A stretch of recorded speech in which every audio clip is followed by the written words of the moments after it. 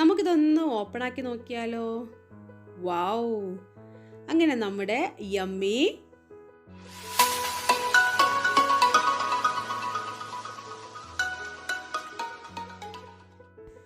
Hello friends, welcome back to Ancy's world. ഞാനിന്നൊരു കിഡിലൻ റൈസിൻ്റെ റെസിപ്പി ആയിട്ടാണ് വന്നിട്ടുള്ളത്. വെറും 5 മിനിറ്റിനുള്ളിൽ തയ്യാറാക്കാൻ പറ്റിയ നല്ലൊരു റൈസാണ്. അപ്പോൾ റെസിപ്പിയിലോട്ട് പോകുന്നതിന് മുന്നേ ആയിട്ട് ആദ്യമായിട്ട് ചാനൽ കാണുന്നവരുണ്ടെങ്കിൽ ഒന്ന് സബ്സ്ക്രൈബ് ചെയ്യാം കേട്ടോ. അപ്പോൾ നമുക്ക് റെസിപ്പിയിലോട്ട് പോകാം.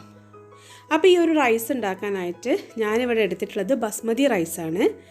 ഞാനൊരു 1.25 കപ്പ് റൈസ് എടുത്തിട്ടുണ്ട്. അതായത് 250 ml ഗ്ലാസ്സിൽ 1.25 ഗ്ലാസ് ബസ്മതി റൈസ്. ഈ റൈസ് ഞാൻ ഇവിടെ വേവിച്ച് വെച്ചിട്ടുണ്ട് കേട്ടോ ആദ്യം തന്നെ.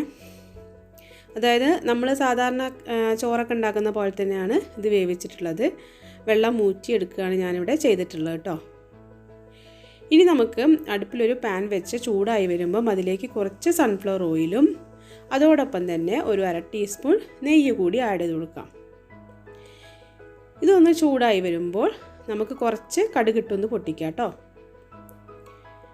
അപ്പോൾ കടുകൊന്ന് പൊട്ടി വരുമ്പോൾ അതിലേക്ക് കുറച്ച് ഉഴുന്ന് പരിപ്പ്, അതായത് നമ്മുടെ ഉറുദാൽ, അതൊന്ന് ചേർത്ത് കൊടുക്കാം. അതോടൊപ്പം തന്നെ ചനാ ദാൽ കൂടി ആഡ് ചെയ്യാം, അതായത് നമ്മുടെ കടലപ്പരിപ്പിൽ അത്. ഇനി ഇത് രണ്ടും കൂടെ ഒന്ന് വഴന്ന് വരുമ്പോൾ അതിലേക്ക് നമുക്ക് നമ്മുടെ വറ്റൽമുളകില്ലേ അതൊന്ന് ഇട്ട് കൊടുക്കാം. അതൊരു എരിവിനനുസരിച്ച് ഇട്ട് കൊടുക്കാം കേട്ടോ. 3-4 ആഡ് ചെയ്താൽ മതിയാകും. പിന്നെ നമുക്ക് വേണ്ടത് പീനട്ട്സാണ്, അതായത് കപ്പലണ്ടി.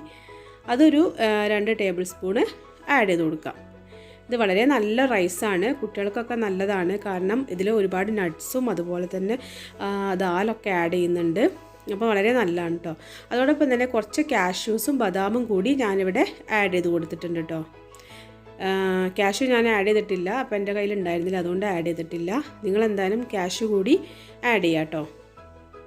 ഇനി കുറച്ച് കറി ലീവ്സും കൂടെ ഇട്ട് കൊടുക്കാം. എന്നിട്ട് എല്ലാം കൂടി നന്നായിട്ടൊന്ന് വഴറ്റിയതിന് ശേഷം ഇതിലോട്ട് കുറച്ച് കായത്തിൻ്റെ പൊടി, അതായത് 1/4 ടീസ്പൂണ് ആഡ് ചെയ്താൽ മതിയാവും കേട്ടോ. അതും കൂടെ ഇട്ട് നന്നായിട്ടൊന്ന് വഴറ്റി കൊടുക്കുക. ഇനിയാണ് നമുക്കിതിലെ മെയിൻ ഇൻഗ്രീഡിയൻ്റ് ആയിട്ടുള്ള കോക്കനട്ട് ആഡ് ചെയ്യേണ്ടത്. നമ്മൾ എത്രയാണോ റൈസ് എടുക്കുന്നത് അത്ര തന്നെ കോക്കനട്ട് ആഡ് ചെയ്യാൻ വേണ്ടി ശ്രമിക്കുക. കാരണം അപ്പോഴായിരിക്കും അതിൻ്റെ റിയൽ ടേസ്റ്റ് കിട്ടുന്നത്. അല്ലെങ്കിൽ അരി എടുക്കുന്നതിൻ്റെ ഒരു ഹാഫെങ്കിലും ആഡ് ചെയ്യുക കേട്ടോ.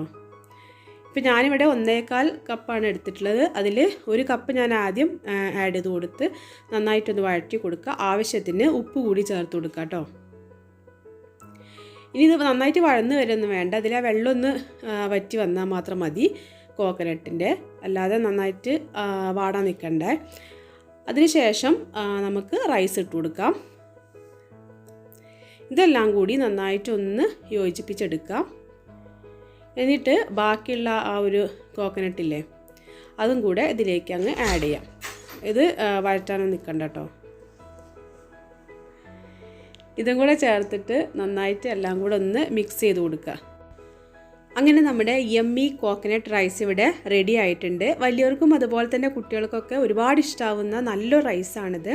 അപ്പോൾ എല്ലാവരും ഒന്ന് ട്രൈ ചെയ്ത് നോക്കണം. ഇത് നമ്മുടെ ചിക്കൻ ആയിക്കോട്ടെ, മട്ടൺ ആയിക്കോട്ടെ, അതുപോലെ ബീഫോ എന്തായിക്കോട്ടെ അതിൻ്റെ കൂടെയൊക്കെ നല്ലൊരു കോമ്പിനേഷൻ.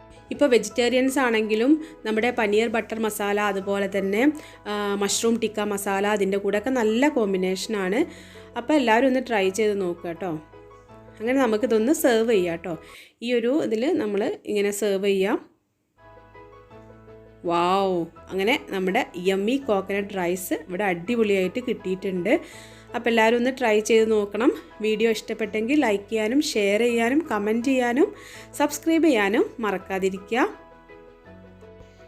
അപ്പോൾ സബ്സ്ക്രൈബ് ചെയ്യുമ്പോൾ തൊട്ടടുത്തുള്ള ആ ഒരു ബെല്ലൈക്കണിൽ ഓൾ പ്രസ് ചെയ്യാൻ മറക്കാതിരിക്കുക. കാരണം എന്നാലേ ഞാനിടുന്ന വീഡിയോസ് എല്ലാം അപ്പോൾ തന്നെ നിങ്ങൾക്ക് നോട്ടിഫിക്കേഷൻ കിട്ടുള്ളൂ. അപ്പോൾ വീണ്ടും നല്ലൊരു വീഡിയോ ആയിട്ട് കാണുന്നവരെ താങ്ക്സ് ഫോർ വാച്ചിങ്.